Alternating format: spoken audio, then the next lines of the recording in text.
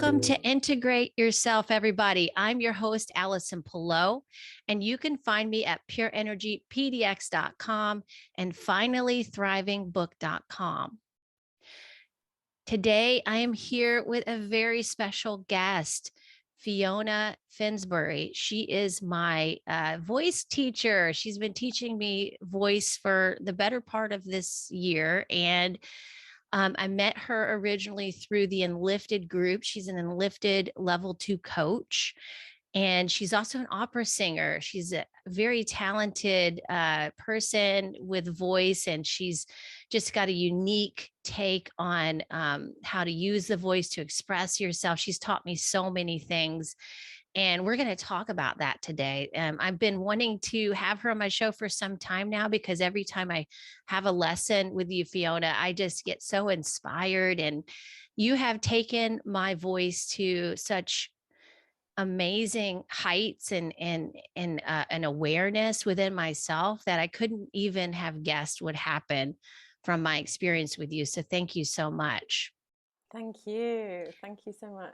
Welcome to the show. If you would do me a favor and just share with my audience more about yourself, your background, how you came to do this, and all of that. Yeah, well, first, let me say thank you for saying such wonderful things about our singing lessons. And whenever I go and see my singing teacher, I come away with, a new insight every time. And I think, not, we can't come up. Every time I go, I'm like, surely she's not going to come up with something. And she always does. Every time I come away going, oh, wow, something new to integrate and something new to work with. So I'm really thrilled to be able to pass on that feeling that we're in an atmosphere of growth where we can continue to expand and learn, every time. Yeah. So my name is Fiona Finsbury. I am a professional opera singer. I'm a senior yoga teacher. I'm an Enlifted level 2 coach, and I am also a vocal coach. And in my vocal coaching, I help people to find their authentic, true voices, and I help them to get the most out of their voice and become the vocal practitioner that they were born to be, and somehow maybe forgot along the way. Yeah. That's beautiful. Thank you. Yeah. So how did I get into singing and music? I remember wanting to be on stage. From some of my earliest memories of wanting to get up on stage when I saw stage productions and when I saw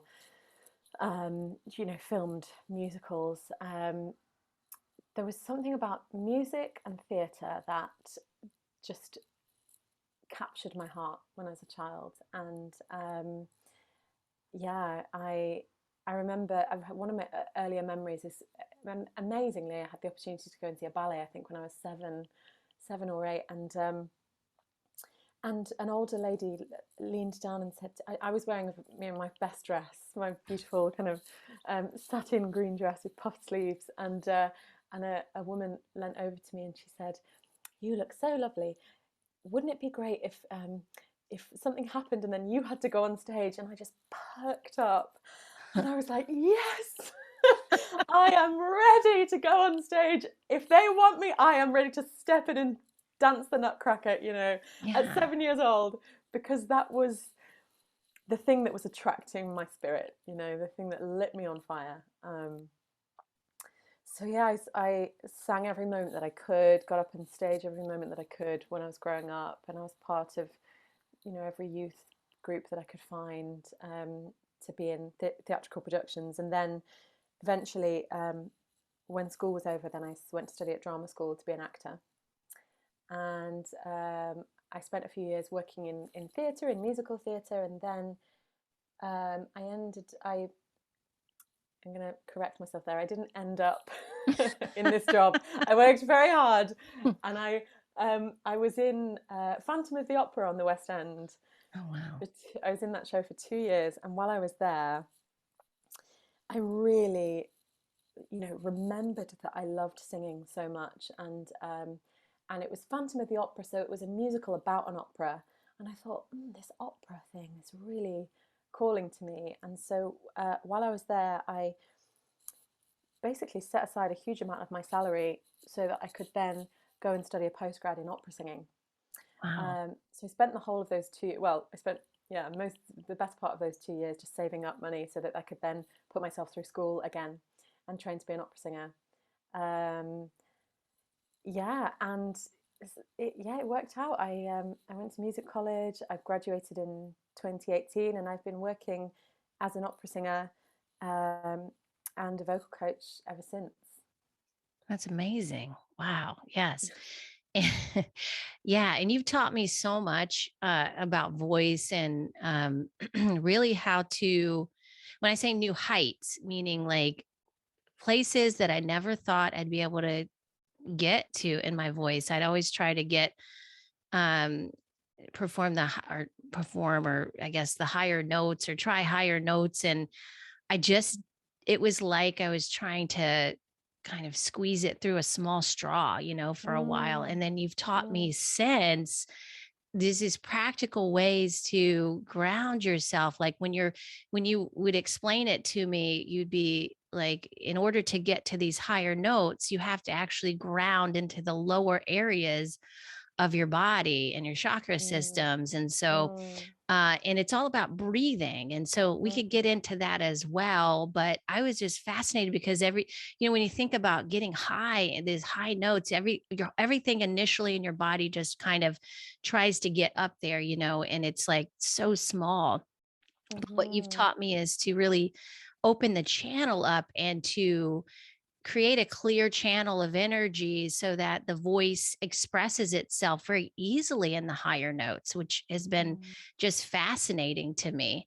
And it's cleared so much, not only just the way I express my voice, but it's also cleared the easefulness of my voice and the way that I express myself that way, because I feel like in some ways also it's cleared a lot of stuck energy in my body from the mhm, past, from really suppressing my voice, which has been mm, fascinating.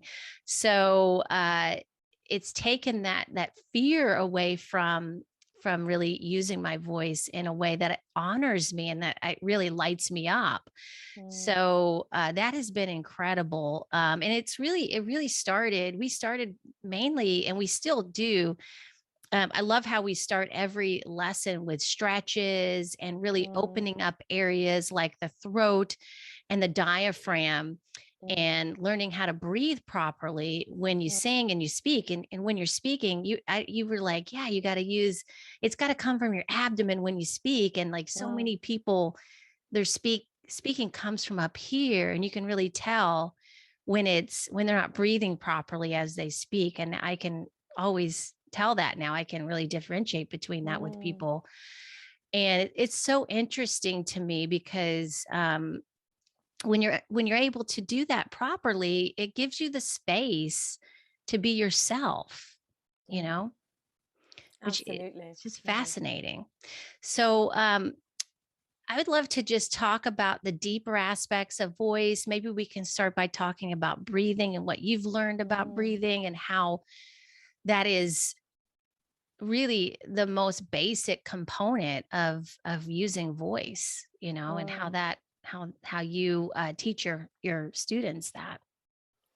Yeah, absolutely. Well, we are born, mostly we are born breathing perfectly. Yeah. I remember We're when you just, showed me that video of the yeah. baby, and I Yeah. was like, this is incredible. Do you want to share that story or that lesson? Because that was like mind blowing. I was like, how do we lose that? Like we use, uh, I'll just share quickly. You showed me a video of a baby learning how, basically using different sounds, like they're starting to learn how to speak. And it's all in their abdomen. They're using their abdomen so much. And I was like, Mm, wow, mm. this is how we're supposed to be getting our sound out, is through our abdomen. Yeah. Yeah, absolutely. Yeah, I mean, yeah, so we're born with a perfect mechanism for making sound. Yeah, and that comes from, it comes by the breath. So babies if you want to learn how to sing, or if you want to learn how to breathe, you need to look at babies and wild animals. Yeah, wild animals, Yes. because um, anyone who's had a baby will know that a baby can continue to scream for hours and hours and hours and hours and never get hoarse. Whereas when you're an adult and say you go out in a nightclub and you're screaming for a little while, you wake up the next day and your voice is completely gone.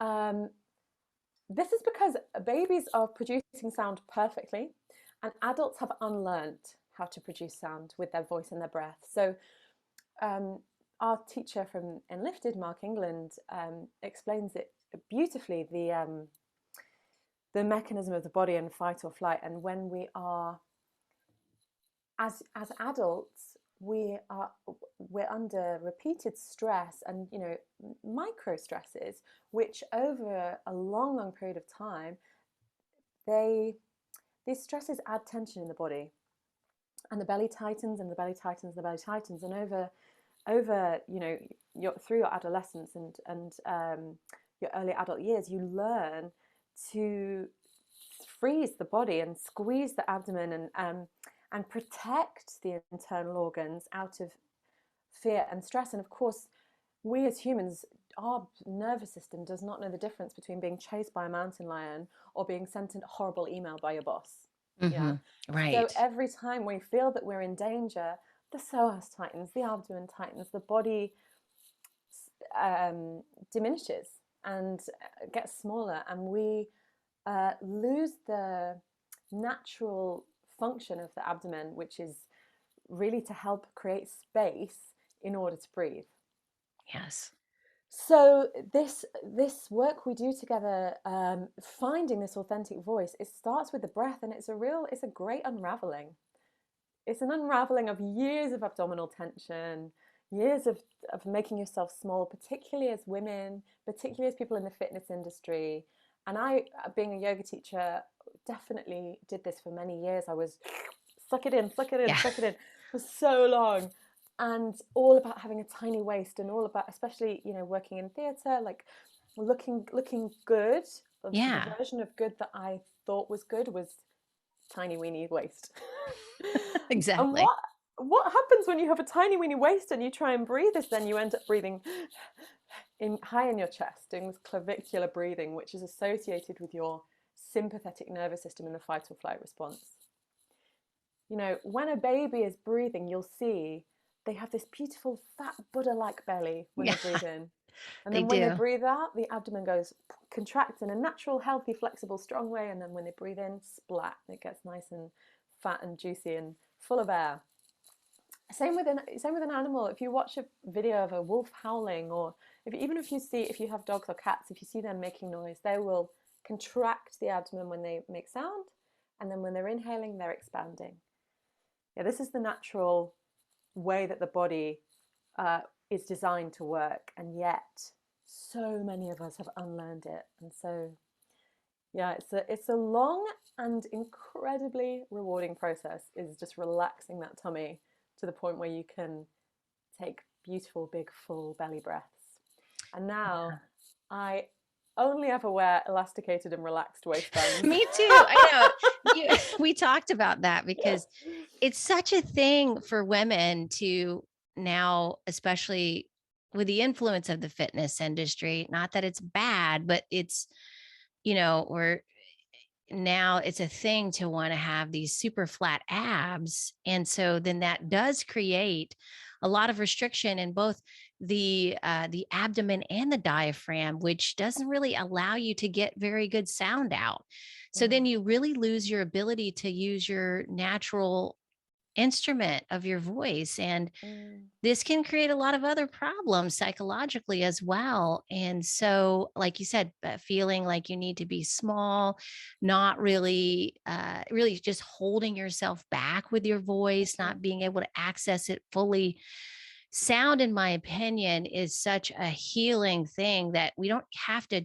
It's not only that like a lot of people think of sound as coming externally mhm, from the world, and you're receiving it, but it's really also coming from your own voice. And that's the most effective way, I think, that you can receive sound healing is through your own voice. That's Mm. why I love vocal toning.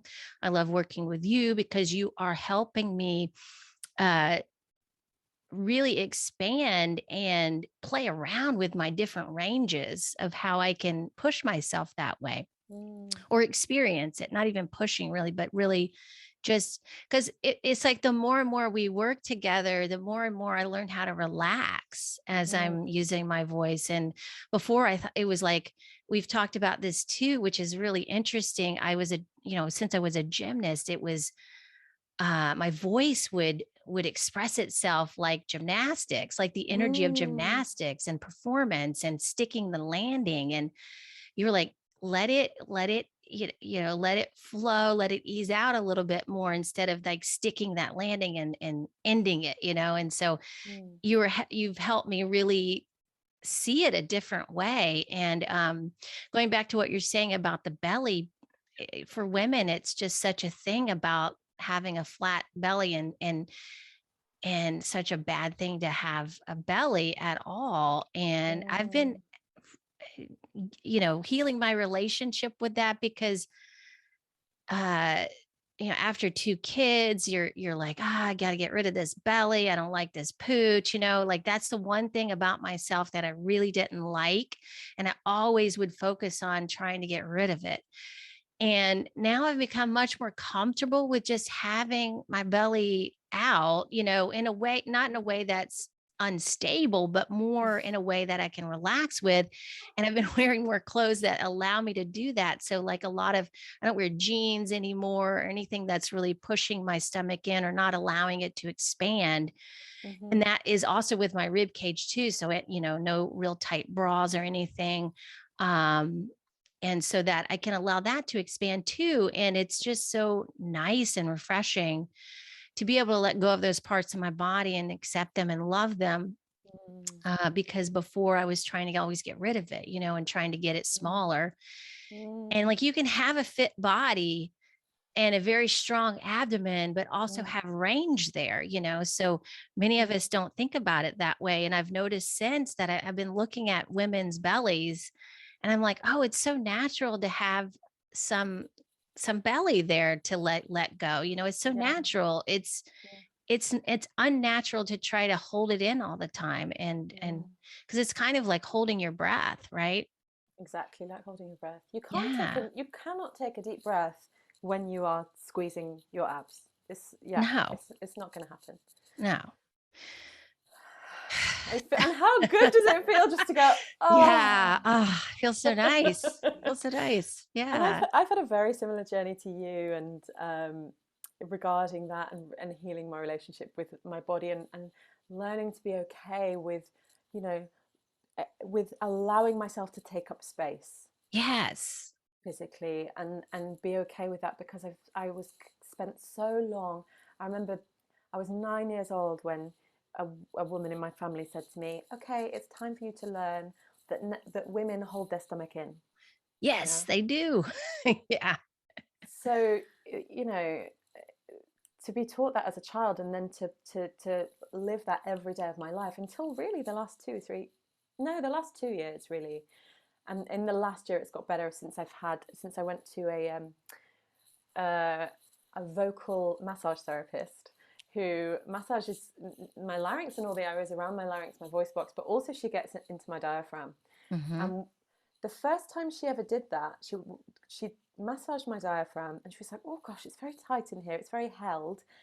And then I sat up from it, and my belly was sticking out a bit more, and I went, "Oh, I need the Hmm. connection. Like, oh, I need a bit more space in order for my diaphragm, which was kind of tight like this, to go chill." Yeah, You know. exactly. So yeah, it's been a long journey, but I'm so thrilled to hear you say that about yourself, that you know, it does feel better to just be able to breathe, right? That feels Hmm. better than wearing your tiny weeny skinny jeans. Yeah, it's like you're wearing Spanx all the time or something. Yeah. It's not. It's actually putting you in a survival mode, really. Yeah. Because if you think about like being held and restricted all the time, not ever being able to let go and relax your body, that's going to put you in a fight or flight mode every day. You're going to be in that mode. So, and I have a very similar experience, Fiona. I recognize that too. When I started, I was in a massage too, and he was working on my diaphragm, underneath the diaphragm, and he was like, God, this is really tight. And I was like, Mm, oh, really? I didn't know it was that tight. And I didn't even know there was room to move more in that area. And so when he mm, released that, um, along with other things I was working on in my body, my belly just like hung out. It just dropped out. And I was like, whoa, like it kind of mm, scared me at first. I was like, oh mm, no, like what's going on here? But then I started to recalibrate it, and then it started to then get in more of a neutral position. But at first it's like, oh, I haven't actually been letting this completely go. And it's okay to let it go because it's natural, right? mm, mm. Yeah. Absolutely. You're coming back to yourself. You're coming back to your Yeah. natural body and how it wants to be. I think about too when I was a kid, I look at pictures and my back was pretty arched and I had my belly kind of stuck out, you know? And I was like, oh, I'm just getting back to the body I had when I was younger. When Mm, that thought occurred to me, I was like, oh, this is my natural body. I've been trying mm, to like make it something else instead of just letting mm, it be natural, you know? mm. And how joyous to be able to return to that, what you're supposed to be. And Yeah. I remember commenting few months back that you seem to be aging in reverse, Alison. Since I first met you, really, Oh truly, my you're God. glowing. You're glowing in a way that you hadn't when we first met. And I know you are doing a real combination of work right now. Right, you're doing all sorts of amazing things, and yeah, it strikes me that one of them is allowing yourself to just be who you are, and then that changes your face, right? That allows you to Yeah. go, oh, it's okay, it's Yeah. okay.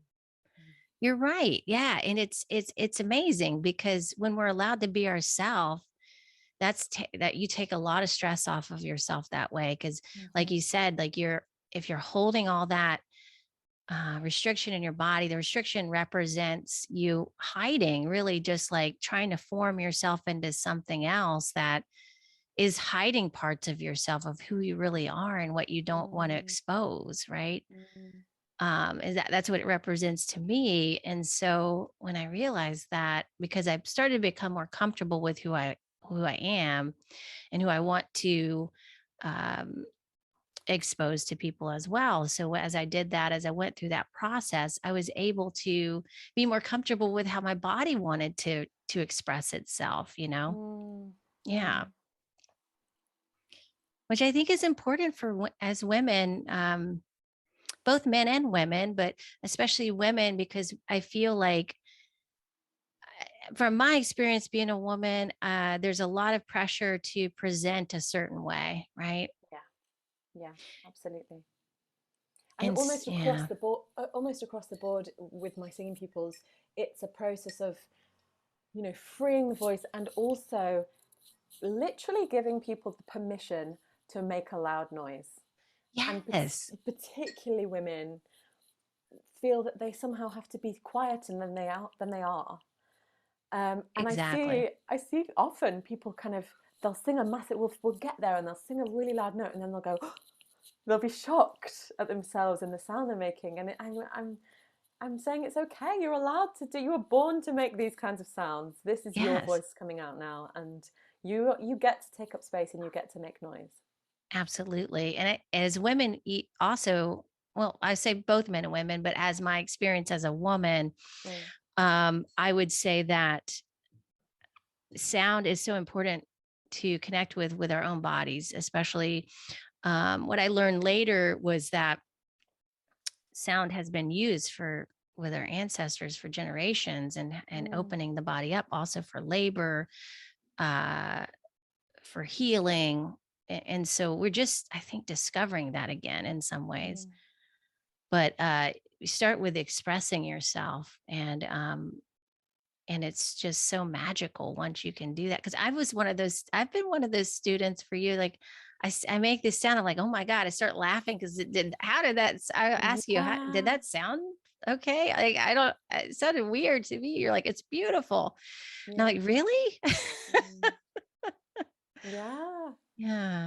That's it. We so often we feel that we have to somehow diminish ourselves and like and hide our light and hide our fire, um, and not allow ourselves to be our full extraordinary beings. So yeah, there is a moment of surprise and shock. And am I allowed to? Is this okay? Is this all right? And yeah, it very much is. And just seeing the joy on my pupils' faces, and the joy that I feel when I do that myself is evidence for me enough that that it's okay and that it's right and that this is the work we should be doing. Absolutely. Absolutely. What is your, what has been your experience with, working with people and, things, conclusions they've come to, as far as their healing goes and self-expression? Yeah, it's there's a kind of cliche that if you're a singing teacher, you're also a therapist. Uh, Okay. Yeah. Yeah.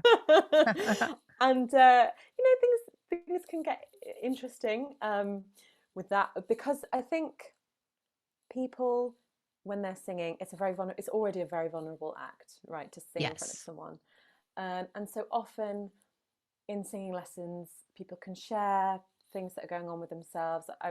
Very often people cry um, because we're getting to a really primal part of ourselves. We're letting stuff go. We are, um, as I say, the great unraveling and finally using the voice that's coming from the base chakra, the true Yeah. essence. And yeah, so there's a lot that can go on, and I'm very grateful to have done the Enlifted certification in coaching. So whilst I am not a therapist or a counsellor, I feel that I can ask the right questions, or I feel that I can ask questions that will help people come to their own conclusions. And I Hmm. think that that's what Enlifted taught me, was to give people space and not tell them how it is, but just ask them how it's going for them and ask them what they're feeling and what they're experiencing, and yeah, holding space for them to come to their wisdom through their inner teacher. Yes. Um, and some of my pupils have done a combination of, an hour of life coaching followed by half an hour of singing, which has been an extraordinary experience because then not only are they in this vulnerable I'm singing place, but they've also gone through, if anyone's ever done an Enlifted coaching session, you know that you get into deep breathing, and you, as Mark says, you put the gorilla on the table. You get the scary thing out. And so yeah, so some things my pupils have experienced with regards to their own healing, um, they have had realizations about themselves and things in their life that they want to change, um, and like other directions they want to pursue, and um, yeah, mainly the feedback is just that they had a crappy morning, and then at the end of the singing lesson they feel better. Yeah. And you know that sounds simple, and yet it is. How amazing that we have that tool available to us, that Yeah. we can say we can change our state. And for me it is it's a very profound change, and especially during lockdown, when I'd gone from singing in beautiful opera houses with full orchestra to suddenly I'm singing in my bedroom alone with no music accompanying me, worrying if I'm going to annoy the neighbors. um, because at that point in lockdown, Yeah. I lived in a tiny apartment, one bedroom, one sort of kitchen diner. So that's it. That's where I sing, is in my bedroom, and there were some very very dark times in lockdown. I lost a year's worth of income in the space of a week because they closed all the theatres in the Right. UK in March 2020, and I had as a freelancer, you know, the freelance life of an opera singer is that you're constantly going for jobs every few months. It's a new contract every few months, so the work is like line up as much as you can. Yeah. So I'd lined up as much as I could, and then suddenly the dominoes just went all at once. And Oh, so, you know, it was a truly devastating time for me professionally and artistically and creatively, because the thing that I loved the most in the world and the thing that sustained me financially was no longer viable.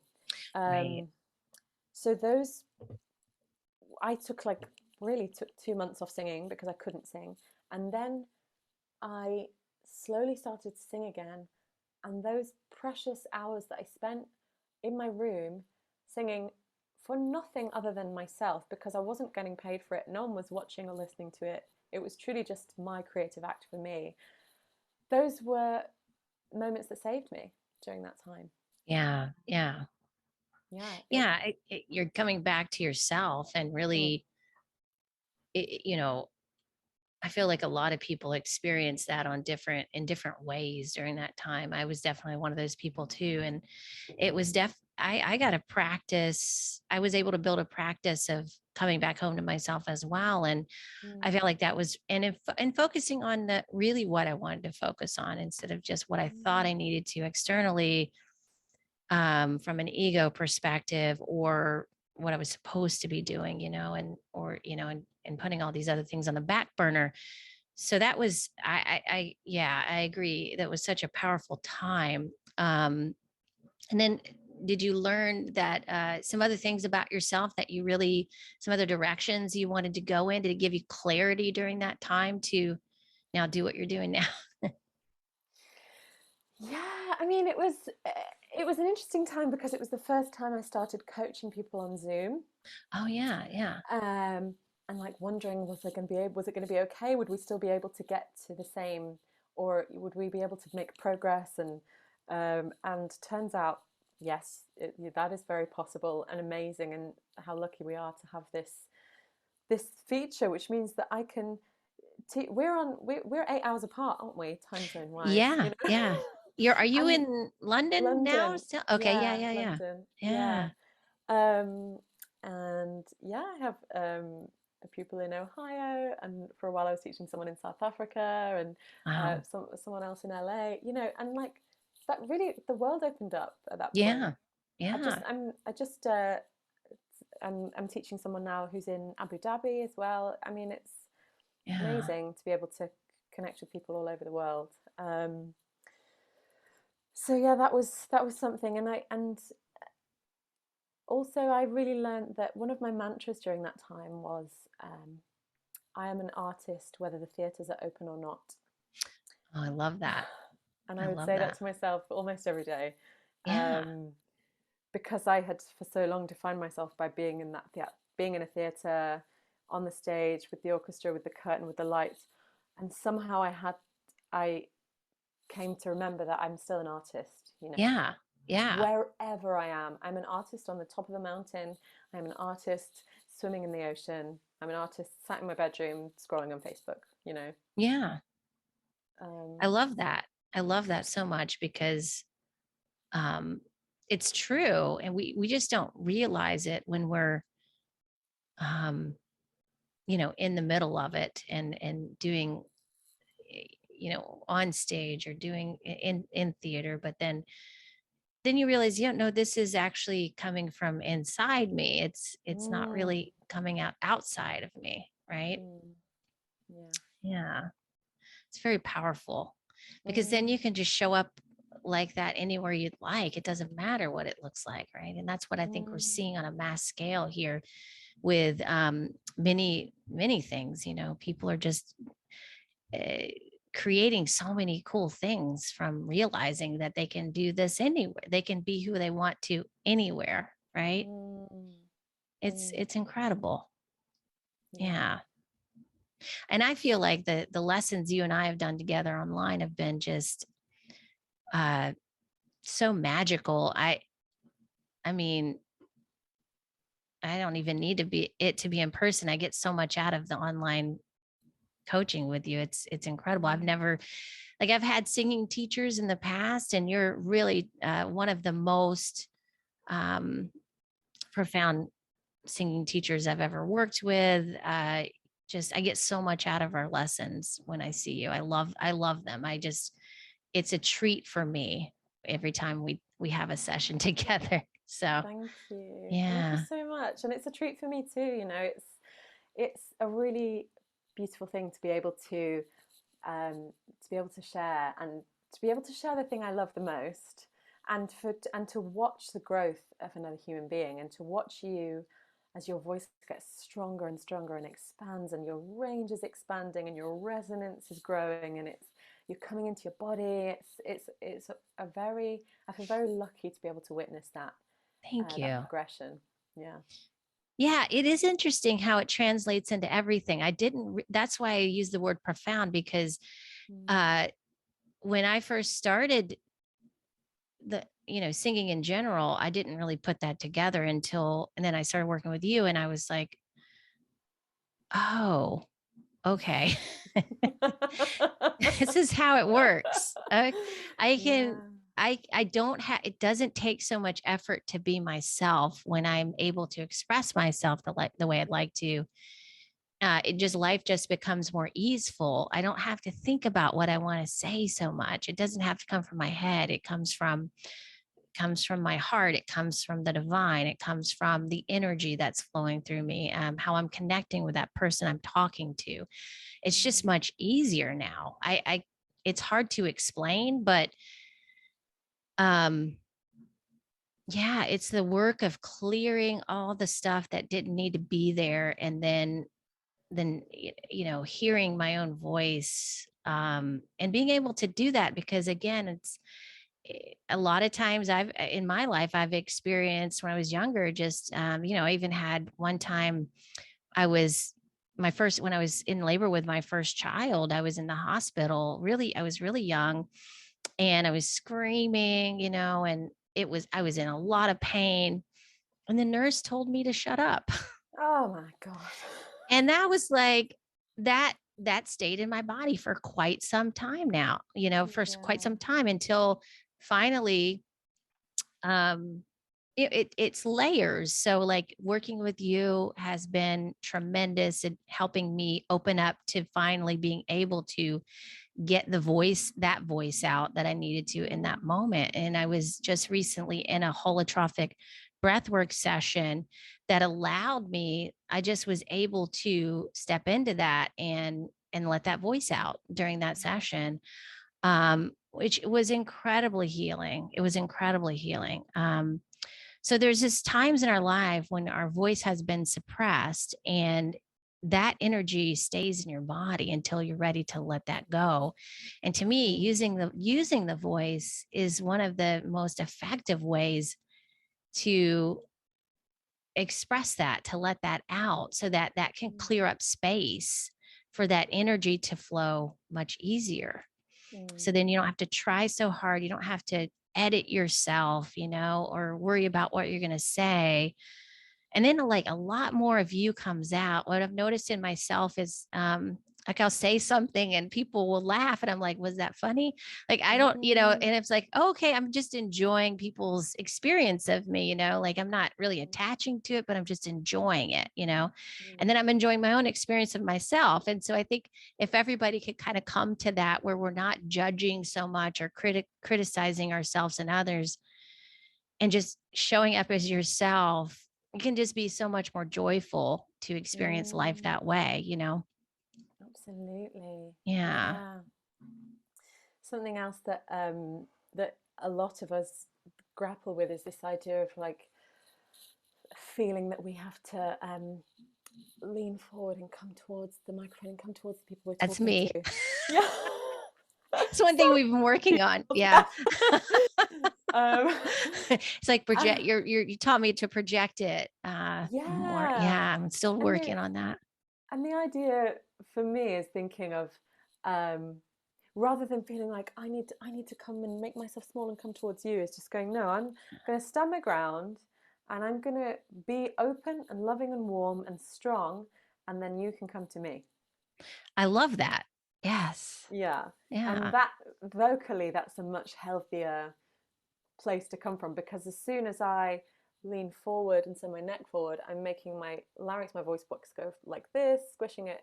I'm squishing my diaphragm. Mm-hmm. Whereas if I'm standing tall, opening my heart chakra's open, my belly can do the nice big fat Buddha belly thing that it needs to do to breathe well. And my larynx is sitting in a nice place in my neck. And so physically the mechanism's working, and also energetically people are more likely to listen Yes. to what you have to say when you're in this grounded, centered place, rather than when you're making yourself small or coming towards them. Mm-hmm. Yeah. Yeah.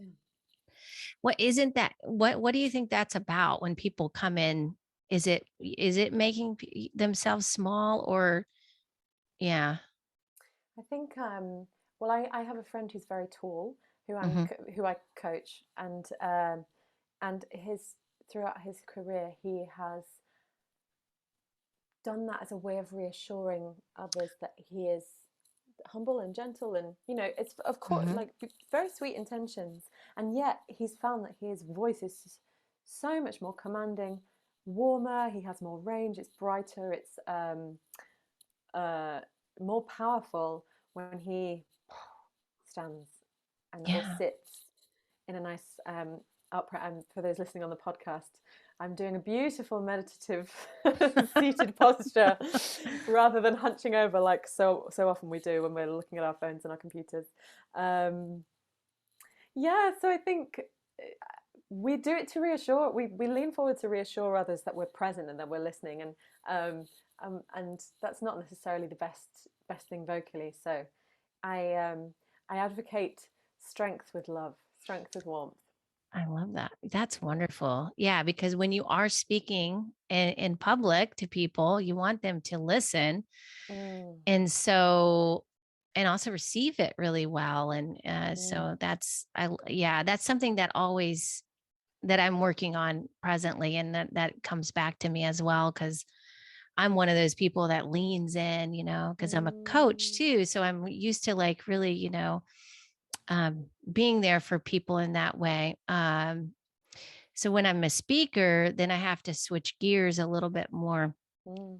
and then, line it up because like, as you've told me, it affects I mean, I remember the very beginning, you were reminding me of like the head position so much because I Mm, tend to do that. Right. Yeah. mhm. And I've become more aware of it for sure, but it's good to be reminded. I maybe will need to put Yeah. a sticky note up on my Oh, I know. I'm computer. reminding even in a lesson I had this week, my teacher was going, think about where your head is. It's because But we spend hours leaning forward, don't we? yeah, Hours on the computer, hours on the phone, and if you're I know, a right? parent or if you have a pet, there's all this looking down, and so yeah, it's a lot. It's part of the great unraveling. Absolutely. Is that the same thing with singing too? When you like see somebody, in a band and they have to dance, they're dancing and singing. Is that different than what you're talking about, or is it? Yeah. Just ask me that again in a different way. I didn't quite catch you. So like if you're watching a performance, like Hmm. a band or a singer, or sometimes they're like moving around and dancing. And is that more for just getting into the rhythm and channeling the voice that way because they're not like standing real still or in alignment all the time? Mm. um is that a different kind of way to do it, or is they doing it wrong, or what's your opinion on that? I'm just Mm. curious. Yeah. Yeah. Okay. Yeah, I'm with you. Yeah. So one of my teachers is Gretchen Rubin. Do you know Gretchen Rubin? She has a I don't podcast think called so. Oh. Happier. She's wonderful. And one of her sayings is, "The opposite of a great truth is also true." So I'm really big into my like upright posture and my open heart and my and getting the head in the right place. And also, we've done this together, is movement whilst Yeah. making Oh, sound. right. Yeah. Yeah. I really believe that movement is medicine, and um, another vocal therapist who I've studied with. I studied vocal anatomy with her. She says if something is not right, move. So if you're making a sound and it doesn't feel good, Oh, just move something, because what that will do is change your perspective, right. change the energy, just allow the muscles to have a little reset and a rethink. So yeah, like dance when you're singing because it's joyous, and also dance when you're singing if you're getting stuck. Yeah, that's a great. I love that. Yeah, because I it works really well for me too. Yeah, Mm, you've put me through those exercises. You're like, okay, do some squats while you're singing, and like, okay, yeah. yeah, okay. And it also, for me, it also takes my mind out of, uh, it takes your focus away from trying so hard, and it helps you relax more into the Mm, voice. I believe too. mm, Yeah, yeah. And once you've got squats are brilliant for engaging the muscles required to sing, and also yeah, once you've got the mechanism of the belly breathing and using your belly to produce the sound, then movement's great. Especially all like shoulders, neck, yeah. arms, all this area that yeah could just do with so much more movement than modern life affords us. So yeah, the once you've got that technique in place, move all around. I say, I think it's really really useful. Oh, wonderful. Yeah, I love that so much. Well, thank you so much, Fiona. This Mm, has been incredible. What an incredible yeah, conversation. Thanks for sharing all of your magic with my audience today. Please, I would love for you to leave them with a way to get in touch with you, what you're offering, and anything else you'd like to share. yeah. Please connect with me. I have a website. It's fionafinsbury.com, and you can contact me via the website. I'm also on Twitter and Instagram as Fiona Finsbury, and I share mainly what I'm doing in my performing career. And I do have tend to have time in between performance engagements for new pupils. So if this resonates with you and you want to, sing with your entire body and sing with all your breath and all your heart, then please look me up, and we can get something going wherever you are in the world. Whether you're in the UK or further. So yeah, thank you so much for having me, Alison. It's great, and it's also when I teach, I get into kind of business mode, and I just want to get the work done. But it's been Yeah. so nice to just sit with you and reflect on what we've done together, Yeah. and it means a lot to hear your experience. So thank you so much. You're so welcome. Thank you for just giving me a different experience of myself and helping me learn more about how to express myself through my voice. It's been incredible. And we're 8 hours apart. So it totally works, and Yeah, wherever you are, it's yeah. this amazing time we're living in that we have access to all of this. So thank you, Fiona. Thank you, Alison. Yeah.